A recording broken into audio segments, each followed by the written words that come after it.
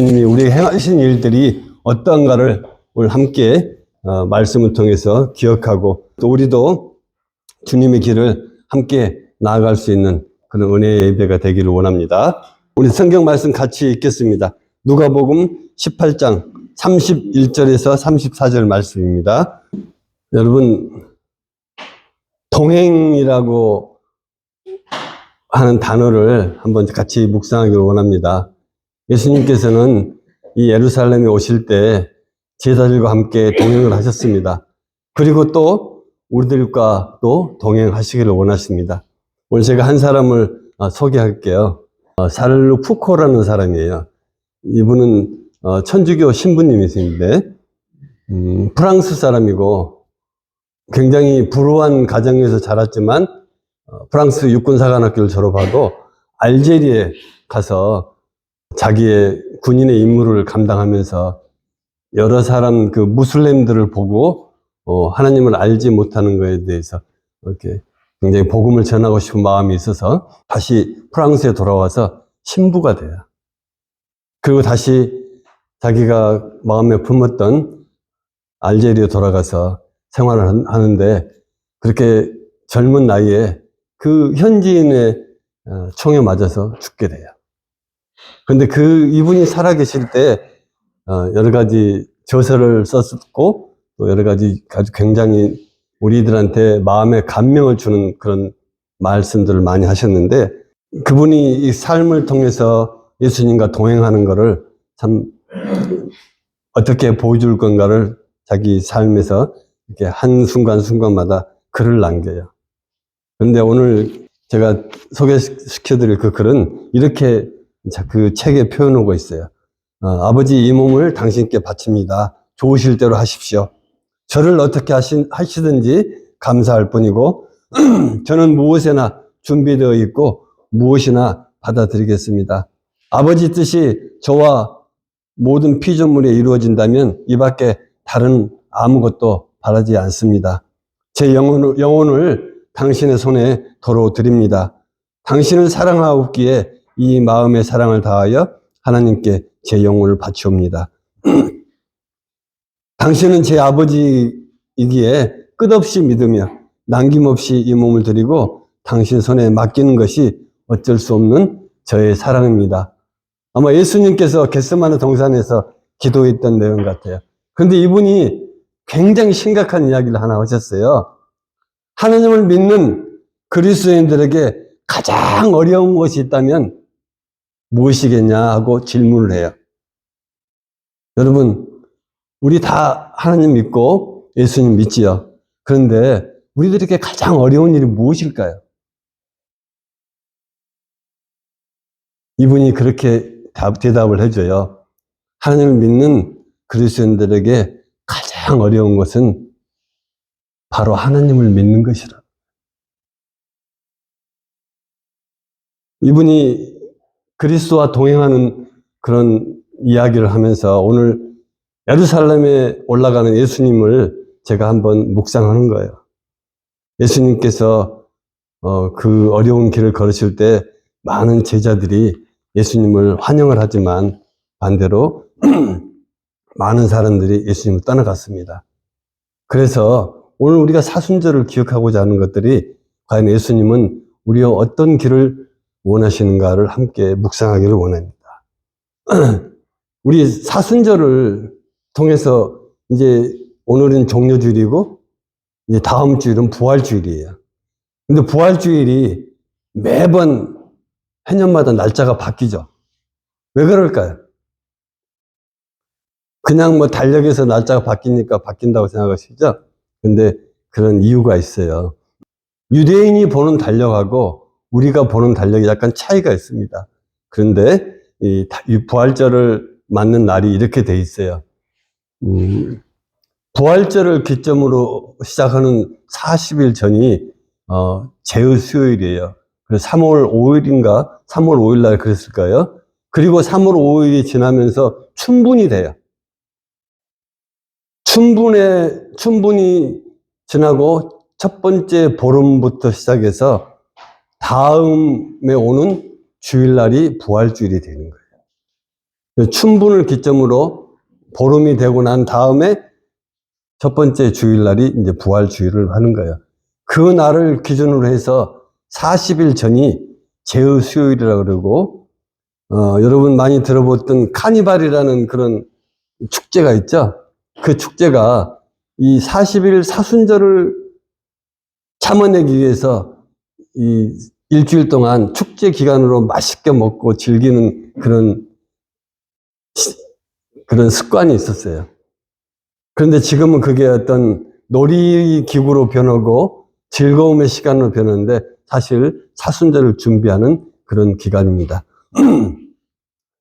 여러분, 제가 이걸 말씀드리는 이유는 이 부활절의 의미 속에 우리들이 제의 수요일은 뭐고 또 왜 부활절은 꼭 날이 바뀌냐에 따라서 많은 분들이 의심하고 또 궁금해 하는데 이 춘분이 기준점이에요. 춘분은 봄의 시작이에요. 사실 부활절은 유럽 사람들이 볼 때는 봄의 시작을 알리는 그런 시작이 또 부활절이기도 해요. 그걸 또 축제의 날로 기념하고 있습니다. 이 부활절이 40일 동안의 어려운 시간 동안 우리들이 금식하고 절제하고 또 오락을 삼가하고 또 우리들이 예수님이 어떤 일들을 기억하게 하기 위한 것이 325년 니케아 종교회의 때 정해져 있었어요. 그래서 이제 이거를 우리가 기억하고 있습니다. 그렇지만 40일은 성경의 40일은 여러 가지 많은 의미를 가지고 있어요. 예수님께서 공생애를 시작하기 전에 광야에서 시험 받은 것도 40일이고 또 모세가 금식하면서 십계명을 받은 기간도 40일이기도 해요. 또 40일은 이스라엘 백성이 40년 동안 광야에서 방황했던 것도 40년이라는 시간이 있었습니다. 자, 여기서 우리가 볼 수 있는 것은 어떤 시간의 문제라기보다도 그런 기간들이 우리에게 믿음을 어떻게 세워주는가를 이야기하고 있습니다. 오늘 예루살렘에 오신 예수님, 과연 왜 예루살렘으로 가셔야 됐을까요? 또 무슨 일이 예루살렘에 있었을까요? 우리는 많은 시간 동안 성경을 통해서, 설교를 통해서 예수님께서 예루살렘에 가시는 장면들을 많이 들으셨을 거예요. 예루살렘 가시는 길은 유월절을 지키기 위해서 예루살렘으로 가시는 거예요. 그런데 그 예루살렘을 가시는 길에서 많은 것들이 이제 예수님을 기다리고 있어요. 여러분, 패션 오브 크라이스트라는 영화 보셨죠? 거기에 보면 이 예루살렘에 가는 과정에 예수님께서 당하신 일들을 아주 짧은 그런 시간의 영화지만 일일이 다 재생을 해놓은 거 보면 참 너무 설명을 잘했다고 생각해요. 기억을 하시는지 모르겠습니다만 오늘 종려주일을 맞이해서 많은 사람들이 예수님을 환영합니다. 그들의 메시아가 오는 것 같고 그들을 구원할 수 있는 왕이 오는 것 같아서 환영을 합니다. 그렇지만 예루살렘으로 가는 길은 어떻습니까? 예루살렘에서 무엇이 예수를 기다리고 있었을까요? 또 예루살렘은 왜 예수님이 구태여 가시겠다고 그랬을까요? 당시 예수의 제자들은 알지 못했다고 그랬어요. 이해하지 못했다고 그랬어요. 예수님이 그 길을 가지 않기를 원했어요. 근데 예수님이 구태여 그 길을 가십니다. 예수님이 예루살렘으로 가셨던 길은 고난의 길이었어요. 상상할 수 없는 고문을 당하고 채찍에 맞고 또 그의 몸이 영화에서처럼 우리가 표현할 수 없을 정도로 형편없이 망가지는 그런 고통을 당하십니다. 그리고 그 힘든 과정에서 자기가 지어질 십자가를 지고 골고다 언덕을 올라갔습니다. 많은 시간 동안 고통을 당하고 또 돕는 손길에 의해서 그 십자가를 끌고 골고다 언덕까지 올라갑니다. 굉장히 잔인한 방법으로 예수님을 고문해요. 참 예수님께서는 예수의 제자들도 그렇게 되리라고는 상상하지는 못했죠. 실질적으로 우리가 또 그러한 일을 당한다 그러면 우리는 아마 이 자리를 피하고 싶었을 그럴 자리일지도 모르겠습니다. 또 예수님께서 예루살렘에 가시는 길은 죽음의 길이었어요. 메고 갔던 십자가에 매달려서 9시간 동안 그 십자가에 매달리십니다. 그리고 손과 발에 못을 박혀서 숨도 제대로 쉴 수 없을 정도로 큰 고통을 당하셨어요. 숨을 쉴 때마다 팔이 내려앉고 가슴을 들 때마다 참 고통이 참 극심했다고 생각되는 거죠. 저도 아픈 경험이 있어서 숨 쉬는 고통 참 얼마나 어려운지 잘 압니다. 지금도 제가 호흡에 문제가 있어서 좀 고통스럽지만 이제 예수님이 당한 고통에 비하면 뭐가 되겠습니까? 말을 할 수 없겠죠.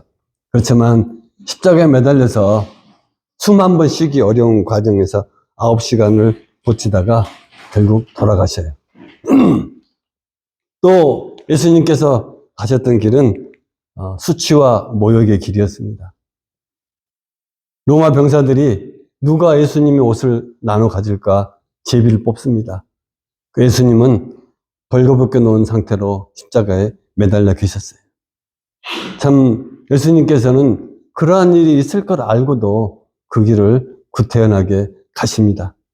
또 예루살렘을 가셨던 길은 참 억울했던 길이죠. 그 당시에 십자가에서 처형을 받을 사람은 극도로 큰 죄를 지었거나 나라에 반역하는 사람 정도가 십자가에 매달려 죽는 그런 형벌을 받는데 예수님께서는 십자가에 매달려 하지 않으셨죠. 그렇지만 예수님께서 살아계실 동안에 많은 병자를 돌보고 가난한 자에게 복음을 전하고 또 죽은 자를 살리신 일을 했던 것이 참 그렇게 큰 수치와 모욕의 길이었고 억울한 길로 나아가게 했습니다. 아무도 예수님을 변호하거나 예수님을 위로해 주는 사람이 없었습니다. 다만 수치와 조롱 속에서 채찍에 몸이 찢기고 십자가에 죽으실 수밖에 없는 억울한 길을 가셨습니다.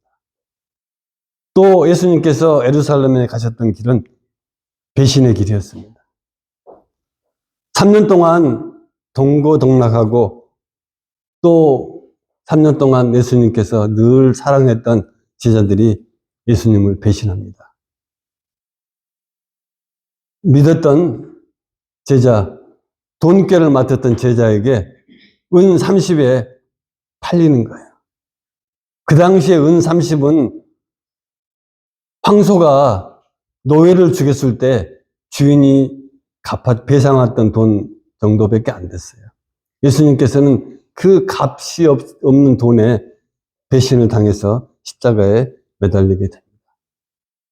또 우리도 주와 함께 죽으러 가자 큰 소리 치던 제자들은 예수님이 잡히신 날 저녁에 나는 저 사람을 모른다 그래요.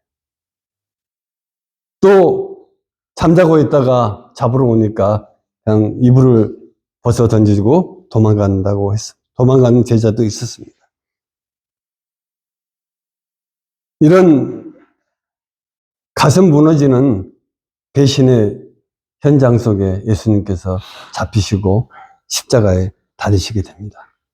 오늘 본문의 말씀이 그렇게 말씀하고 있죠.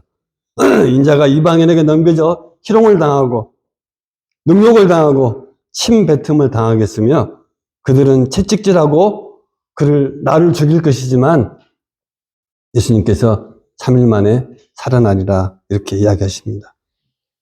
예수님께서 예루살렘에 이르기 전까지 참 예수님의 삶이 화려했습니다.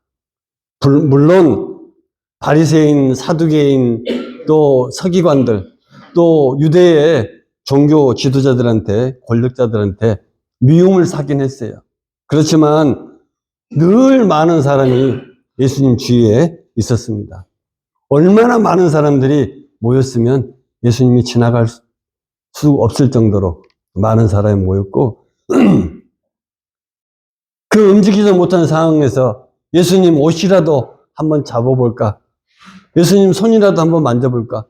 또 예수님과 이야기 한번 해볼까? 하고 많은 사람들이 모입니다. 또 많은 사람들이 와서 자기의 병을 위해서 기도해주고 자녀를 위해서 기도해주고 또 어떤 사람들은 나무에 올라가서 예수님 얼굴이라도 한번 보고 싶어 하는 사람이 있었어요. 예수님이 얼마나 능력이 많았고 예수님이 얼마나 좋았으면 그 당시에 유대인들은 예수님을 왕으로 삼으려고 그랬어요.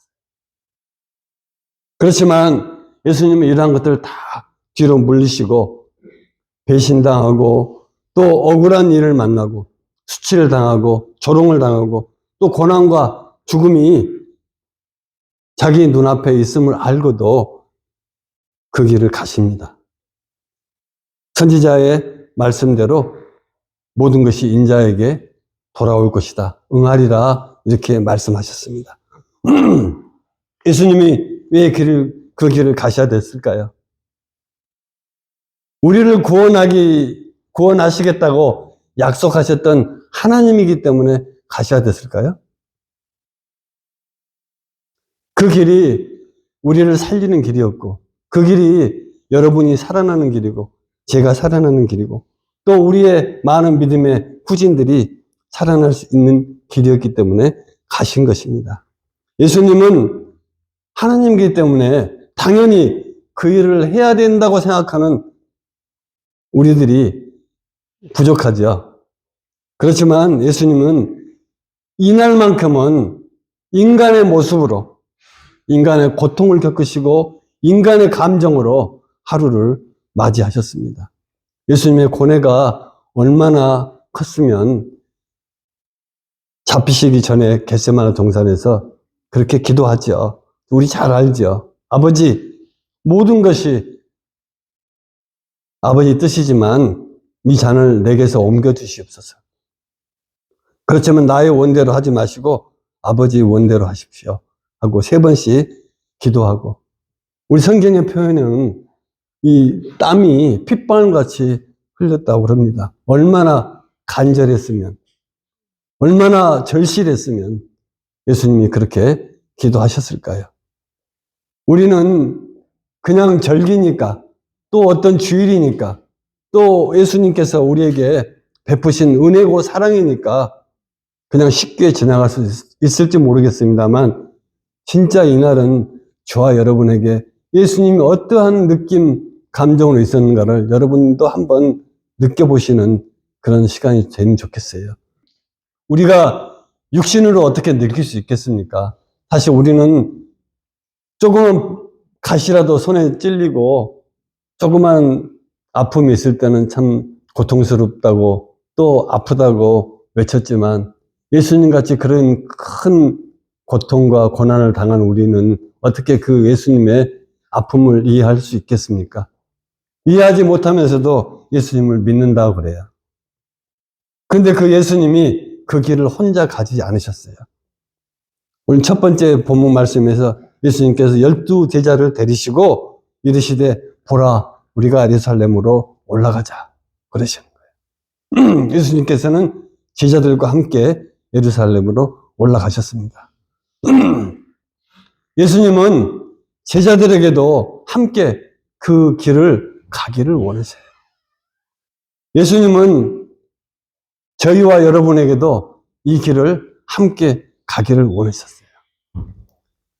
예수님이 원하시는 것은 제자들이 이 세상에서 행복하게 잘 먹고 잘 사는 게 원하는 거 아닙니다. 예수님이 원하는 것은 우리가 입으로 예수를 믿었다고 시인하고 천국 가는 길이 아닙니다. 예수님이 원하시는 것은 예수님만 믿는다고 죄 없음을 자랑하면서 그리스도인이 되었다고 우리 스스로 자부하는 것이 아닙니다. 예수님께서 원하시는 제자의 삶은 예루살렘에 올라가는 제자들의 삶은 이 땅에서 하나님 백성답게 사는 거죠. 예수님 제자답게 사는 것을 원하십니다. 구원받은 성도답게 우리가 살아나기를 예수님께서는 원하셨습니다.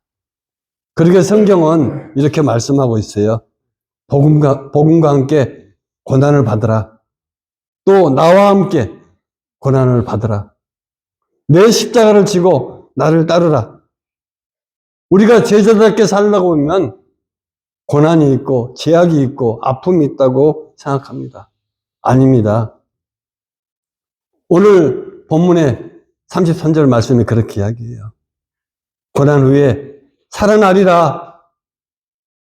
예수님께서는 부활을 말씀하십니다.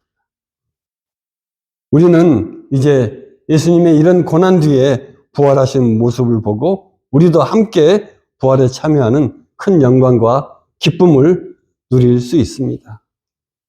제자의 길은 구원받는 자의 길이기도 하지만 영생을 얻는 길이기도 합니다. 또 천국을 소유할 수 있는 길이기도 합니다. 영광에 이르는 길이기도 합니다. 성경은 또 이렇게 말씀하고 있습니다. 현재의 고난은 장차 우리에게 나타날 영광과 비교할 수 없도다. 오히려 너희가 그리스도의 고난에 참여하는 것으로 즐거워하라. 이는 그의 영광이 나타날 때 너희로 즐거워하고 기뻐하게 하려 합니다. 이렇게 말씀하시고 예수님께서 이제 오늘 종료주일에 예루살렘에 제자들과 함께 들어가신 후에 일주일 동안 고난을 받으시고 이제 금요일 십자가에 달리십니다. 그리고 3일 후에 부활하십니다.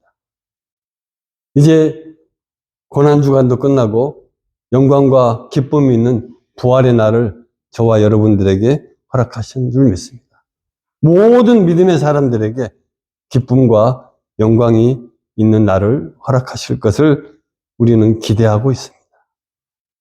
우리는 사순절을 보내고 있습니다.